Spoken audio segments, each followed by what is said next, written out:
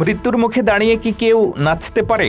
অবিশ্বাস্য মনে হলেও ফ্রান্সের বুর্জে শহরে ঠিক এমনটাই ঘটছে। একটি বিপজ্জনক সামরিক এলাকায় 20,000-এরও বেশি মানুষ সমবেত হয়েছেন একটি অবৈধ রেইভ পার্টিতে, যা এখন আন্তর্জাতিক সংবাদের শিরোনাম।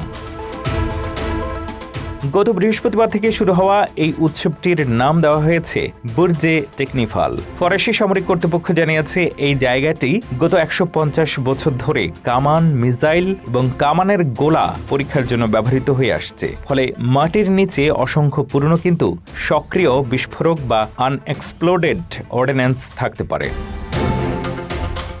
সামান্য অসতর্কতায় বড় ধরনের বিস্ফোরণ এবং প্রাণহানির আশঙ্কা থাকা সত্ত্বেও সেখানে আরও 10,000 মানুষ যোগ দেবেন বলে ধারণা করা হচ্ছে। পরিস্থিতি সামাল দিতে সেখানে 600 পুলিশ অফিসার মোতায়েন করা হয়েছে।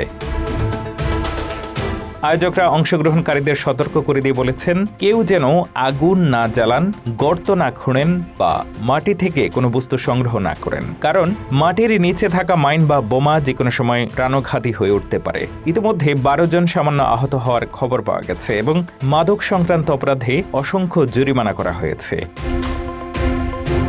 ফ্রান্স সরকার বর্তমানে এই ধরনের অননুমোদিত টেকনিফাল বন্ধে কঠোর আইন করার কথা ভাবছে।